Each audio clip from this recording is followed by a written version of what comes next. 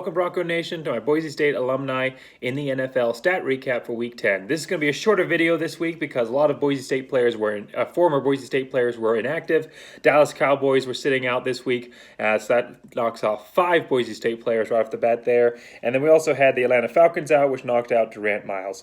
So not a lot of players that, as far as Boise State players playing this week, but we're going to go over them. Also, we had a lot of Boise State players who were playing but didn't necessarily record any stats this week. So quiet week overall, but we're going to summarize it here for you. As always, it's going to be your weekly source for all former Boise State players and their performance in the NFL week to week. So starting it off, Minnesota Vikings running back Alexander Mattison. He's probably been the big highlight for Boise State fans, other than the defense, at least on the offensive side for the NFL.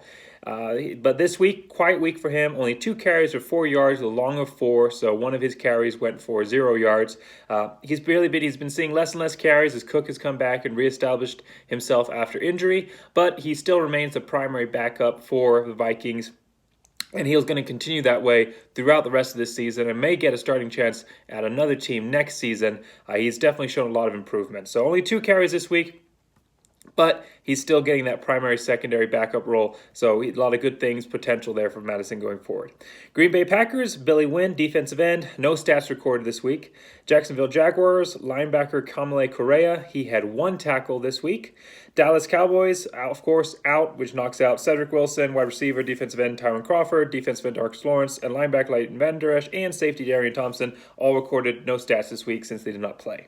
Philadelphia Eagles, wide receiver John Hightower, he recorded no stats this week. He has kind of been that deep threat for the Eagles, trying to replace Alaguera there before, since they lost him to the free agent, I think, trade. I'm not exactly sure, remembering exactly how he left the team. Anyhow, they're trying to find that deep threat for them. Hightower has been that option. If he can develop his consistency in the shorter passing game, he's had some issues with drops. If he can develop his consistency, I think he has the potential to be a heavy threat for the Eagles, just like he did for Boise State. Unfortunately, this week, no stats recorded for Hightower playing for the Eagles.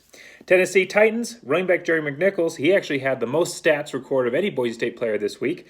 3 carries for 26 yards, long of 18, and he also had a reception for 8 yards. Now, he's not the primary backup there. That role still goes to Foreman, who had 7 touches this week. But Jerry McNichols actually saw the second most yards on his carries, even though he only carried 3 times. And that's because they put him in on the final drive, and he was able to get a lot of carries there. They weren't wanting any injuries to happen, of course, to Henry or Foreman there. But McNichols has made himself, due to his catching ability and his just really determinism, and we saw that in the preseason last year, incredible. I think he had a diving catch that turned into a flip, just trying to get there for the end zone. I mean, he's really shown a lot of determination. McNichols, the McWeapon there. And, of course, his receiving abilities also provide a potent threat. So even though Foreman is back, they're still keeping, for now, McNichols on the active roster. He seems to have really kind of cut a role for himself out there. So good things looking forward for McNichols, especially this week with the 26 yards total, long of 16.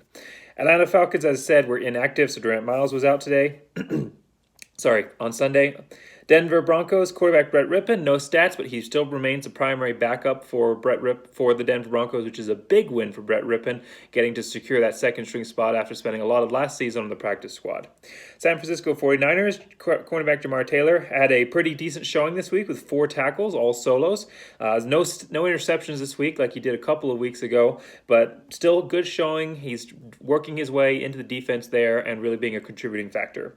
Arizona Cardinals linebacker Tanner Vallejo, no stats recorded. Of course, on the offensive line, it's hard for me to get their stats the way that it's just set up, the way that I get the stats here. So I'm just going to list them. Offensive tackle Ezra Cleveland for the Vikings, offensive tackle Charles Leno Jr. for the Bears, and center Matt Paradis for the Panthers. All were on the 53-man rosters, all performing for their teams. So thank you for listening to this video. Again, these videos will hopefully be a little bit longer when we have some more players active next week. But still, even though there wasn't massive stats for each of these players this week, Boise State players out there performing well, performing for their teams, and I'm sure we're going to see a lot more next week. This was really the low point in the season as far as stats go, but I'm sure we'll see a lot more for next week. So thank you for watching my video. Make sure to keep an eye out for my keys to the game versus Hawaii, which will be coming out on Thursday. And, of course, we'll be seeing another one of these videos next week. All right, thank you so much for watching me.